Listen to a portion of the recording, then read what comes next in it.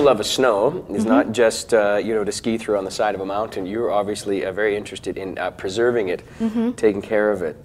Can you talk to me a little bit about your environmental concerns and efforts? Yes. Well, I went to university in college for climate change. And before you were even a skier, before time, I became a right? world This was already champion. on your radar before you became. This is my track. You know, my Gotcha. grandmother was a real avid environmentalist, and so my mom in an indirect way. And I think, you know, when you spend your lifetime playing in the outdoors, you just want to protect it because it's so beautiful, and you want to preserve it for future generations. Now, you're not just a preacher, but an educator.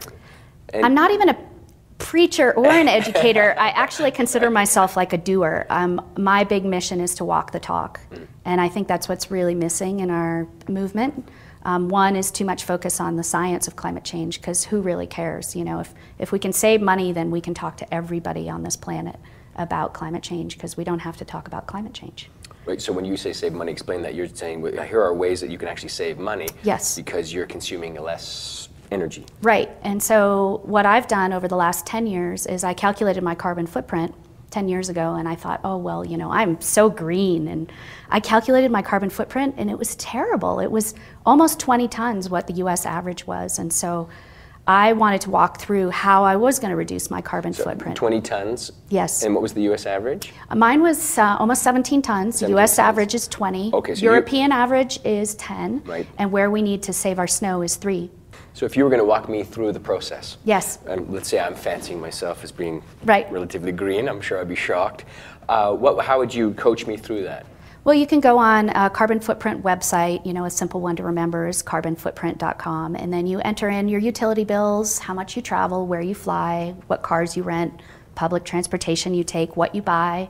Do you eat organic? Do you, you know, rent Priuses, or do you drive a Hummer? Right. And you put that all in there. And try to be honest about it. Yeah, too. and it's not a punishment. It's just a way to get a baseline, so you know, oh, you know, my personal highest was travel, but for most people, it's their home.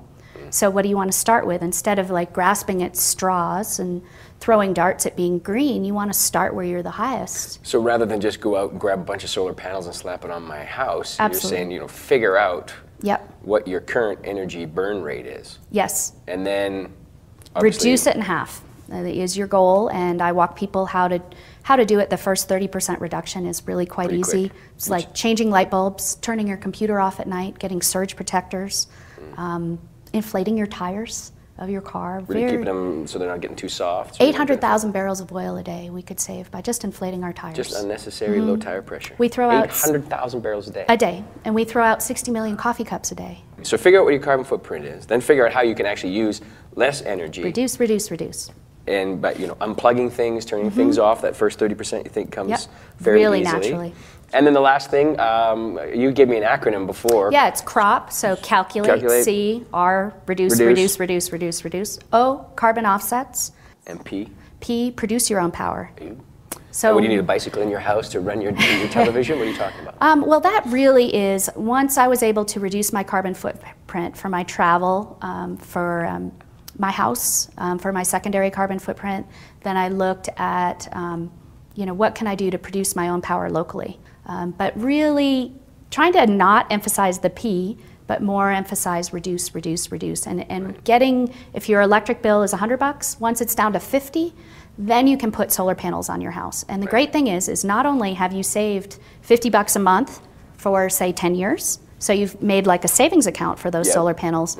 Your solar system now, instead of being like $20,000, would be only 10. You need less solar panels. So you need less. And again, you don't have this big bathtub that you're trying to fill with alternative power, but all the leaks, you're just leaking that power out. So we want to be efficient at using our power. So plug your power bathtub, reduce what you need to put there in the first place. Exactly. Think about where you're getting that power from. And then once you've done all of that, then explore how you might produce your own. Yep, and you can also add another P in there, which is policy, and it's one of the biggest things we can do is change our policy here in North America. How you lobby. Keep up the good work, Alison. Thank you very much. Pleasure to meet you. Climb high, climb hard. I'll try.